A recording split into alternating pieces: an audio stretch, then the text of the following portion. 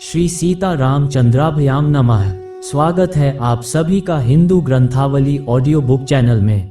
72वां सर्ग। विश्वामित्र द्वारा भरत और शत्रुघ्न के लिए कुशध्वज की कन्याओं का वरण, राजा जनक द्वारा इसकी स्वीकृति तथा राजा दशरथ का अपने पुत्रों के मंगल के लिए नांदी श्राद्ध एवं गोदान करना।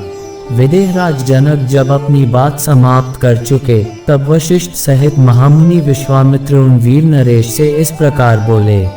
नरश्रेष्ठ, इक्ष्वाकु और विदेह दोनों ही राजाओं के वंश चिंतनीय हैं। दोनों के ही प्रभाव की कोई सीमा नहीं है। इन दोनों की समानता करने वाला दूसरा कोई राजवंश नहीं है। राजन, इन दोनों कुलों में जो ये धर्म संबंध स्थापित होने जा रहा है सर्वथा एक दूसरे के योग्य है। रूप वैभव की दृष्टि से भी समान योग्यता का है, क्योंकि उर्मिला सहित सीता श्री राम और लक्ष्मण के अनुरूप है। नरश्रेष्ठ, इसके बाद मुझे भी कुछ कहना है, आप मेरी बात सुनिए।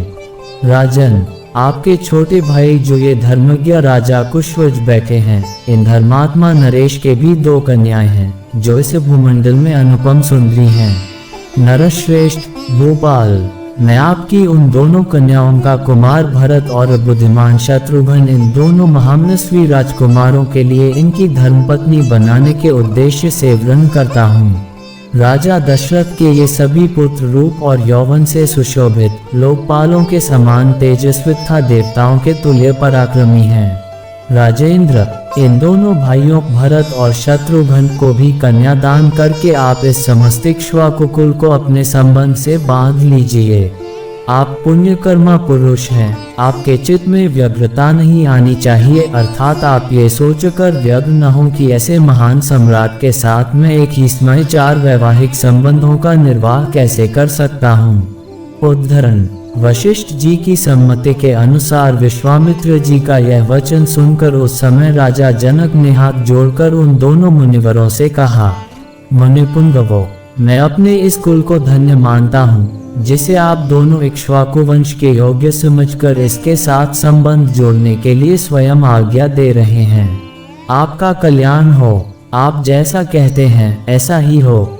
ये सदा साथ रहने वाले दोनों भाई भरत और शत्रुघ्न कुशध्वज की इन दोनों कन्याओं में से एक एक को अपनी अपनी धर्म पत्नी के रूप में ग्रहण करें। महामुनि, ये चारों महाबली राजकुमार एक ही दिन हमारी चारों राजकुमारियों का पानी ग्रहण करें। ब्रह्मन, अगले 2 दिन फाल्गुनी नामक नक्षत्रों से युक्त हैं। इनमें पहले दिन तो पूर्वा फाल्गुनी है और दूसरे दिन अर्थात परसों उत्तरा फाल्गुनी नामक नक्षत्र होगा, जिसके देवता प्रजापति भक्त तथा अर्यमा हैं। मनीषी पुरुष उस नक्षत्र में वैवाहिक कार्य करना बहुत उत्तम बताते हैं।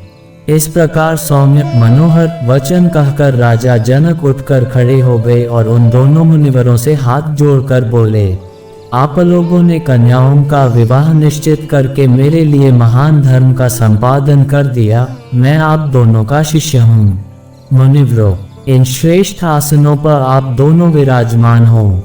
आपके लिए जैसी राजा दशरथ की अयोध्या है वैसी ही यह मेरी मिथिलापुरी भी है। आपका इस पर पूरा अधिकार है, इसमें संदेह नहीं, अतः आप हमें यथायोग्य आज्ञा प्रदान करते रहें। विदेहराज जनक के ऐसा कहने पर रघुकुल का आनंद बढ़ाने वाले राजा दशरथ ने प्रसन्न होकर उन मिथिला नरेश को इस प्रकार उत्तर दिया। मिथिलेश्वर, आप दोनों भाइयों के गुण असंख्य हैं। आप लोगों ने ऋषियों तथा राज समूहों का भली भांति सत्कार किया है। आपका कल्याण हो, आप मंगल के भागी हो। अब हम अपने विश्राम स्थान को जाएंगे। वहां जाकर मैं विधिपूर्वक नांदी मुख श्राद्ध का कार्य संपन्न करूंगा। ये बात भी राजा दशरथ ने की। तदनंतर मिथिला नरेश की अनुमति ले महायशस्वी राजा दशरथ मुनिश्रेष्ठ विश्वामित्र और वशिष्ठ को आगे करके तुरंत अपने आवास स्थान पर चले गए। डेरे पर जाकर राजा दशरथ ने अपराह्न काल में विधिपूर्वक आज्ञोदयिक श्राद्ध संपन्न किया। तत्पश्चात रात बीतने पर प्रातःकाल उठकर राजा ने तत्कालोचित उत्तम गोदान कर्म किया। राजा दशरथ ने अपने एक एक पुत्र के मंगल के लिए धर्मानुसार 1-1 लाख गौ ब्राह्मणों को दान की। उन सब के सींग सोने से मरे हुए थे। उन सब के साथ बछड़े और कौसे के दुग्धपात्र थे।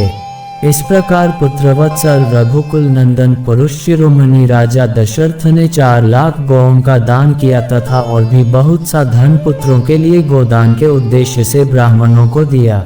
गोदान कर्म संपन्न करके आए हुए पुत्रों से घिरे हुए राजा दशरथ उस समय लोकपालों से घिरकर बैठे हुए शांत स्वभाव प्रजापति ब्रह्मा के समान शोभा पा रहे थे।